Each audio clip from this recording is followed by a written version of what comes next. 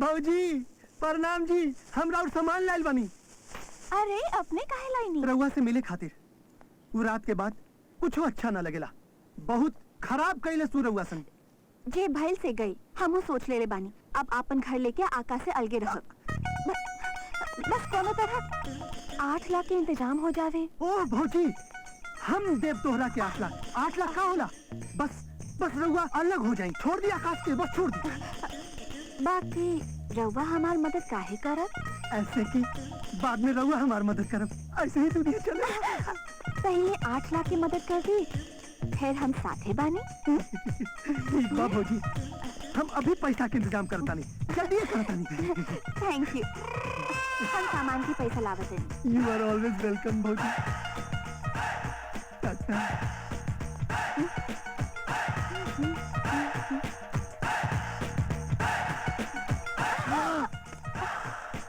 अरे रउआ ई का करत नहीं? हम करत नहीं जी, अब सारी जिंदगी करे के बाद भौजी। बाकी वो सब तो 8 लाख मिल जाए के बाद होगी। ठीक बा भौजी, आज के सामान के पैसा माफ। एक टोकन तो दे दी। ये भौजी, कहाँ छुपी?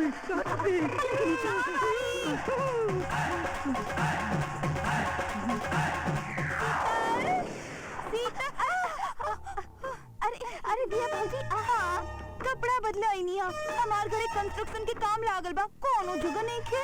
ठीक बा, रवा बाथरूम में बदल ली। हाँ, अरे बाथरूम में का है, बेडरूम में का है ना? बाथरूम में हमरा देखे खातिर के बैठल बा। ये भौजी, रवा बाथरूम में चेंज कर ली ना।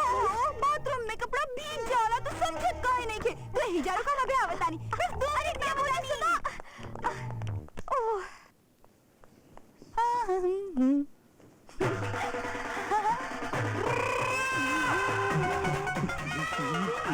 तो हाथ किस्मत खो गई। आयल रहला मल्लिका शेरावत के देखे और इस साथे बिंदु भी पीट गई। ए भाई साहब, कहाँ जा रहा बड़ा तू? का भाई के बाड़ा तू भाई साहब? हमरा चिन्हत नहीं थी। अरे यार, तो यार इतना बोझा उठा के हम एजा तकले लाइनी, तू बोलना घर तकले सामान पहुंचा दे, तो वहाँ जाके एड्रेस बता दे। अब चिन्हो न करेगा? अरे कौन सा एड्रेस भाई साहब? ई वाला भैया। कह भाई जगह। अरे यार, तोरा मालूम बात, तू बोले रहला, तोरा मालूम बात, तू बताई भाई एड्रेस। देखी भाई साहब, हमरा कुछ मालूम ना बा, हमार दिमाग पहले से ही घुमल बा। हम अंदर गई रहनी, मल्लिका से मिले और मिल गई बिंदु। तू हमारा रास्ता मत रोके, जा हमरा बेवकूफ समझला के उल्लू के पट्टा बानी कि गधा समझले पड़ा कि चिड़िया घर से आइल बानी हम। तू हमरा आँख दिखावत रे, तू हमरा आँख दिखावत रे। घुमा के थप्पड़ मारत गुवेर पर घुमत रहा, हमारा रास्ता न रुक जा। एक नंबर का झूठा। ओजा कहत रहे कि डॉक्टर हाथ उठावे खातिर मना कइले बा कि तोहरा हाथ कमजोर बा, एजा तू हमरा पे हाथ उठा के। हाँ, बोलले रहे डॉक्टर, लेकिन हमारा हाथ इतना भी कमजोर ना बा कि घुमा के मार न सके। दिमाग खराब कर देले हमार। क्या होता है यार? हमार गाल तबला बका जे चाहे बजा के चल जाला। शीतल, तू हमरा बड़ी अच्छी लगेलू। साच कहता नहीं, तोरा देखला के बाद हमरा केहू के देखे का दिल ना करेला। बासु जी, जब वो हमरा बहुत अच्छा लगा। बाकी हम कबो कुछ कह ना सकते, काहे कि रउआ शादीशुदा बानी। अरे वो हमार बीवी के फिकर जन करी। रउआ कहबा तो आजे रात ओकरा के छत्ता से गिरा के मार दे। प्लीज ऐसा मत करी। अच्छा, रउआ बस हमरा खातिर एक छोट काम कर दी। अरे छोट का, रउआ बड़ काम बोली। रउआ खातिर तो हम कुछ कर सकता नहीं। तो ठीक बा, हमार खातिर बस 5 लाख रुपया का इंतजाम कर दी प्लीज। काहे कि हम सोचत रहनी कि आपन बढ़िया सन अलगे घर ले ली, जमा रउआ और हम प्रेम और शांति से रह सकत। बस 5 लाख? हाँ। अरे रउआ खातिर तो हम 10 लाख। 10 लाख? नहीं, 5 लाख। 5 लाख के इंतजाम तो हम कहूँ ना कहूँ से करिए ले। ओके, थैंक यू।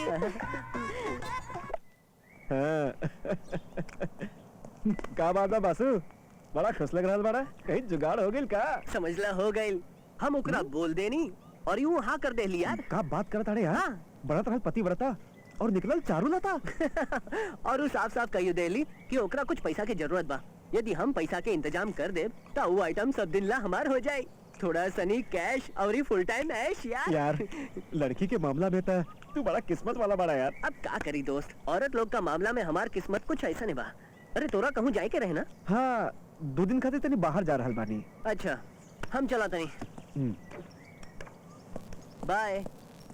यार पता ना काहे ये आदमी हमरा गड़बड़ बुझाता। अमित एकरा से बच के रहिया। अरे यार ये दोस्त था अपन, हमने के एकरा से कोनो टेंशन ना बा। हमने के साथ ही कभी बुरा ना करी, बुझला? तू हमारे बात के हमेशा याद रखिया। सुनी जी, हाँ? राउर जी दोस्त आइल रहे बासु, वो अपन मोबाइल भूल से यही से छोड़ हाँ? गए। अच्छा जब वो वापस आई है तो उनका लौटा दिया। देखा एकरी महतारी के अब केकरा गाली देते रहे? जब दोसर के बीवी के बात चलत रहे तब तो बड़ा खुश रहीला। याद बात चारू लता। देखा अमित, ऐसा लोग केहू के अपना ना होलन। तो ठीक कहता रहा यार। एक मिनट एक मिनट रुका। अब हमरा एकदम ठीक आदमी मिल गई बा। काहे कि एक हवलदार के हर एड्रेस के पता होखेला। काहे कि ऊ हवलदार हर गली चौराहा पर धूपा में छाया में गर्मी में बरसात में खड़ा रहेला। तो ए हवलदार बतावा ई एड्रेस कहवा बा? तोरा हवलदार लौकाता नहीं? ओ सॉरी रुआ चपरासी का बोले? अबे चपरासी बोल ले हमरा। ओ सॉरी 100% जमादार तो बानी ही रहुआ। अबे तोरा जमादार दिखाता हम तोरा हवलदार दिखाता नहीं है। ये 2 गो स्टार नहीं के दिखा। इंस्पेक्टर बानी हम इंस्पेक्टर। जा ना तो और ही मारब तोरा। अरे यार हमार गाल का 2 भी घाट बा, जकरा देखा धो के चल जाला। अब पुलिसो धोतिया। राउर गाड़ी दुकान के जो कागज हमारे पास गिरवी रखनी है, ओकरा बदले में ई रहल 7 लाख रुपया। Thank you. ओके चला अब गाड़ी और ये दुकान गिरवी रखा के 7 लाख पूरा हो गई। अब तो शीतल हमार हो जाई। गौरव। हाँ गौरव सुन ले बानी, तू दुकान और गाड़ी गिरवी रख देला। हाँ यार गिरवी रखे पड़ल। तोरा पास कुछ पैसा आयल हुई यार, हमरा पैसा ही वापस कर दे। यार हमार अंकल के तबीयत खराब बा, उनका इलाज खातिर ये सब गिरवी करे पड़ गई। बस तू थोड़ा दिन और ही रुक जा, कहूँ से कुछ ना कुछ इंतजाम करके तो हर सब पैसा लौटा दे। चल सब छोड़ यार, आधा पैसा ही लौटा दे। का दे दे लगैले। हाँ तू हमार प्रॉब्लम काहे नहीं के समझत? ऐजा केहू के जिंदगी के सवाल बा, एकरा से तोरा 1 रुपया ना दे सकब। तू जा यार, पैसा आइला पर हम अपना ही आके दे दे। अब जा जा। शीतल डार्लिंग, एकरा में से कैसे दे दी कहूँ के? ये तो तोहार खातिर बा, हम आद बनी। शीतल हम आहत नहीं।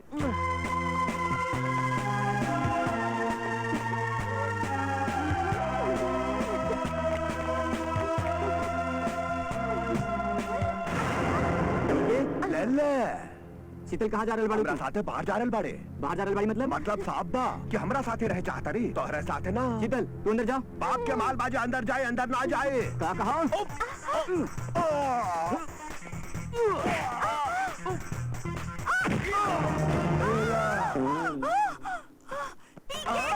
केनू लती मारला? हम सपना देखत रहने।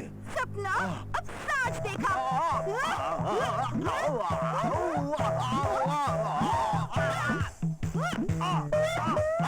मार खाई ले, मार खाई ले रे।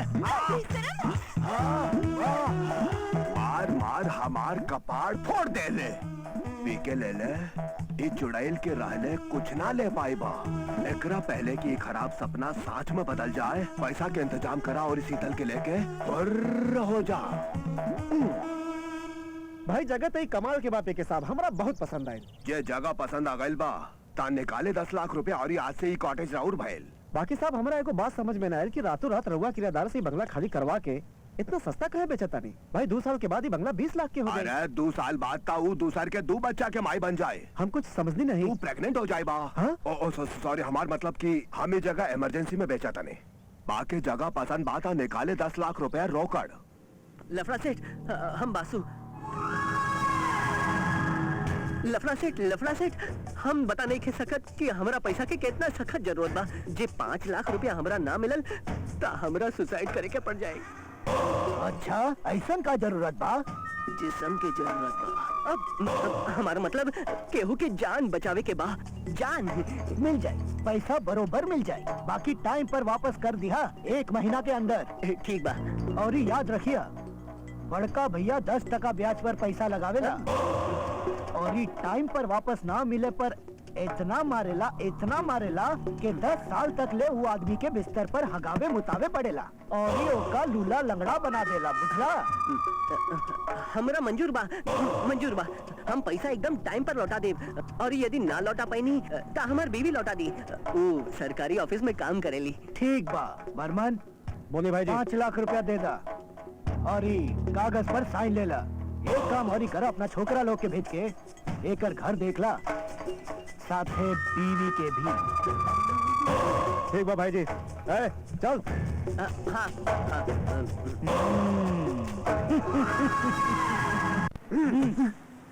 ईर हाल 8 लाख रोकड़ा और आज से तुम्हारी दुकान हमारे पास गिरवी। एक बात याद रखिया, 14% ब्याज और पैसा टाइम पर। टाइम के ऊपर नीचे कैला ना तो हम दिन दहाड़े एजा घोष के दुकान पर कब्जा कैले। मंजूर? हाँ मंजूर बाजी, मंजूर बा। एक बार चला। जी भैया। वाह गुरु वाह, बड़का देखनी, बाकी रउआ तो सबके पीछे छोड़ देनी। खाली 5 मिनट खातिर आपन 25 लाख के दुकान गिरवी रख देनी, हमारे पेट पर लाती मार के रोड पर बैठा दिया। चुप रहा हाथी के पुत्र। तोहरा का पता ये चीज में कितना मजा होकेला यार। हमार दादाजी कहत रहलन कि ऐसन दलदल बा जेकरा में बड़ बड़ हाथी डूब जालन। 8 बजे? ठीक 8 बजे आई है, चाहे लोकल कार आईएसटीडी घुमाई है। आईएसटीडी लगा सकला, हम तो इंटरनेट बानी, जाने जाइबा नया साइट पाइबा। बस अब और ही बतास ना होला। हम ठीक 8 बजे पहुंच जाए, पूरा पैसा साथे। अरे सुना, कहा? ठंडा पानी से नहा के आई है। हाँ ठीक बा, बाय। का 8:30 बजे? ये तो बहुत लेट हो जाई भौजी। वो का बा कि हमरा 9 बजे सूते की आदत पड़ल बा। तू आवता ऐसन सुताई कि उठे के ना न लेबा। भौजी हम तक कितना रात बिना सूते यही सपना देखत रहनी कि कब तो हर साथ सूते के हमार सपना पूरा होई। बस तू आ जा, आज रात ऐसन सपना दिखाए कि हमेशा खातिर आँख खुल जाए। कुछ भी कब तो 3 महला के मार्केट देख लहा? ना भौजी कबो न देखली है। आज रात हम घुमाई, तनी संभर के आई है, कहूँ हम भुतला न जाइए। रउआ टेंशन ना ली भौजी, हम कमर में रस्सी और ये पैसा साथे लेके आईब। ठीक बा, आज शाम तोहर शॉपिंग की जिम्मेवारी हम लेतानी। ओह थैंक यू जी, हम ठंडा होके आवत आनी।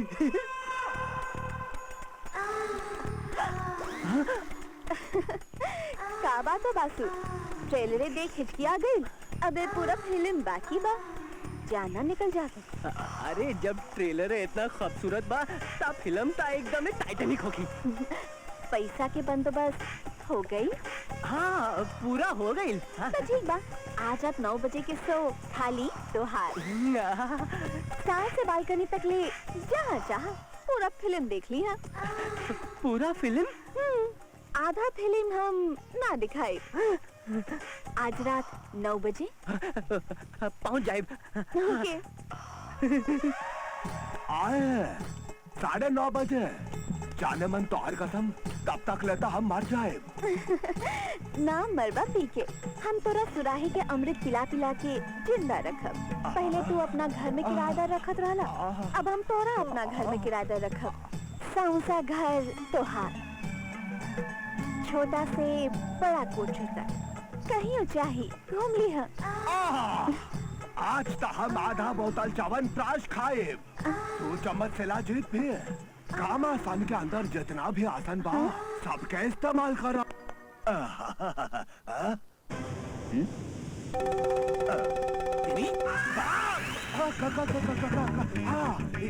अलमारी के अंदर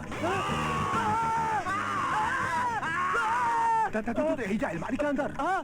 तू यहाँ? हमरा तो शीतल बुलवले रहे। हमरा भी तो शीतल बुलवले रही। और अभी आकाश आ गइल बा, चला भागा पलंग के नीचे छुपा दे। अब हमारे गोदी में आज बाद में पिया।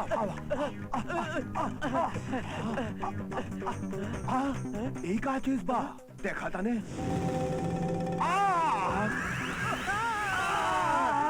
तू आई जा तू लोग यही जा हमरा तो शीतल बुलवले रहले अरे तोरा शीतल बुलावली रहे अरे आकाश आ गई बा आकाश आ गइल। हाटा अरे इता शीतल बाड़ी यही साड़ी पहनकर हमरा साथे डांस करत रही शीतल शीतल अब एक काम करल जाओ तीनों ओकरा साथ हाथ लगा अरे तू तीनों ठरकी हुआ तोरो ऐसे शीतला बुलवले रहे हाँ भौजी बुलवली इसका मतलब हम तीनों लोगन के बेवकूफ बना हमने चारों के बनवले बाड़ी हाँ काहे आज ऐसा हालत हो गल तोहार लोगन के कि हमरा से तू लोग आंख नहीं मिला पाओ अरे दोस्त ना दोस्ती के नाम पर कलंक बड़ा तू तीनों लोग हम लज्जत बाने आकाश हम सबके कुछ कहे के पहले अपन बीवी से पूछा वही था हम सबके यही जा बुलवली हाँ और हम तो अपन घर बेच के 10 लाख रुपया देने हाँ तब ओ ना और ये हमार भी तो दही जम गई हमहू तुहार बीवी के 8 लाख देले बानी आपन इकलौता दुकान गिरवी रखी के हम तो गाड़ी और ही दुकान गिरवी रख के 7 लाख रुपया तोर बीवी के देनी हाँ हाँ और ये हमता बेरोजगार होला पर भी कितना मुश्किल से 5 लाख रुपया देने हाँ वो जाना तरी वाह क्या दोस्त बड़ा तू लोग याद बा जब दीपल के एक्सीडेंट हो गल रहे और हम तू लोग से पैसा मांगनी तू लोगन में से कौनो हमार मदद न कैलस बाकी सारा जिंदगी हम तू लोगन की मदद करत रहनी और आज अपना ही दोस्त के जोरू के साथे सोते खातिर लाखों लाख के इंतजाम कर लेला वो सब था ठीक बा बाकी हम सबके बेवकूफ बना के कहाँ गए तोहार बीवी तोहार बीवी एकदम चालू बाड़ी बुझले टैक्सी हंसाता रहे अरे तू हंसता रहे काहे हंसी बात पर रहल बाने कि ऊ कबो हमार बीवी ना रहे तू लोग के सबक सिखावे खातिर एगो खेल खेलले रहनी हम हमने के बेवकूफ बनाइला हाँ वो दिन जब तू लोग से दुखी होके हम अकेले ही खड़ा रहनी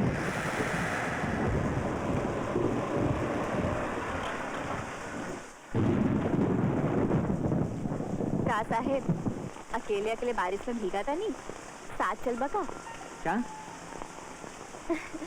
एक रात के खाली 5,000 साहेब हमरा ना जाए के बाद तू जा एजा से हम बहुत परेशान बानी अरे साहेब ये दुनिया में के परेशान नहीं थे चला हम तो हर परेशानी एक ही रात में दूर कर दे अरे तोरा का मालूम कि हमार परेशानी का बा हमार बीवी हॉस्पिटल में जिंदगी और मौत के बीच में झुलत बाड़ी और ये हमरा आज ही पैसा की जरूरत बा बाकी हमरा मदद करे वाला कोनो नहीं थे बाकी हम तोहरा ये सब काहे बतावता नहीं तू जा एजा से प्लीज साहेब अगर तू कहबा तो हम तो हर मदद कर सकता नहीं अरे तू का मदद करबा हमार तू ता खुदे हमरा से मदद मांगा ताड़ू हजारों कमाए वाली हमरा लाखों के जरूरत बा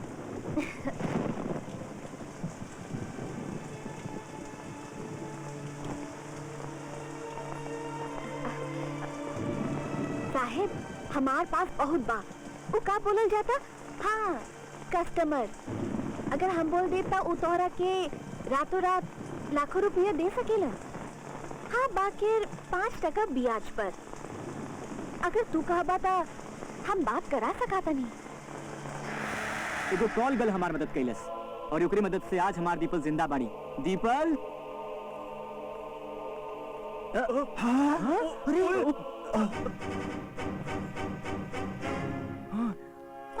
नमस्ते भाऊजी नमस्ते नमस्ते और तू लोग के सबक सिखावे खातिर हम शीतल के अपन बीवी बना के एजा ले आएंगे काहे कि तू लोग फिर को दोस्त के बीवी पर खराब नजर से ना देखा और कोनो के विश्वास के ना तोड़ सका अरे वो सब ठीक बा बाकी हमने के पैसा किसन पैसा का सबूत बा तू लोग के पास के तू शीतल के पैसा देला उल्टे वो चाहे तो तू लोग पर दावा कर सकेली कि तू लोग ओकर इज्जत से खिलवाड़ कैला पैसा भूल जाओ माफी मांगा वो अपने अपने बीवी से हमरा के माफ कर डार्लिंग तू क्या करा बोलता है तोरता ब्याह ना भाई अरे कैसन माफी अरे कैसन माफी हमनी की तू सबके हरकत की पता चल गई रहे अब तू लोग ना बचबा मारा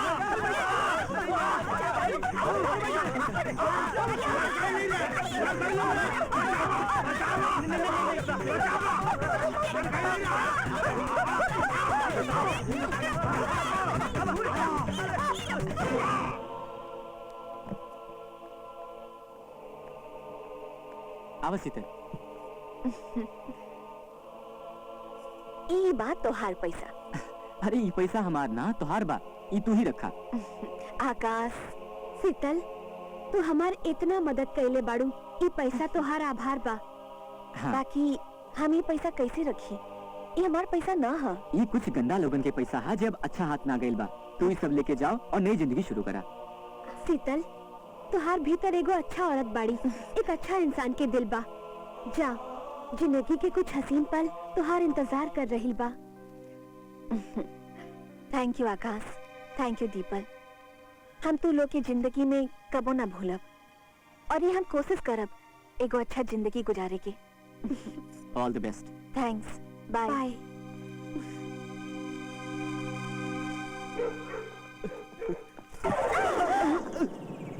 मैडम रउआ दिखा दे। कौनो नहीं के दिखावत, तू तो प्लीज दिखा दे। बदतमीज, हमरा दिखावे के बोलता रे? रउआ हमरा के थप्पड़ काहे मारनी? हम तो ये एड्रेस दिखावे के बात करत रहनी। दिखाई ना। बेवकूफ, ये पटना मार्केट के एड्रेस बा। जब अंगूरी से पटना छुपा जाए तो एड्रेस के बताई। स्टूपिड।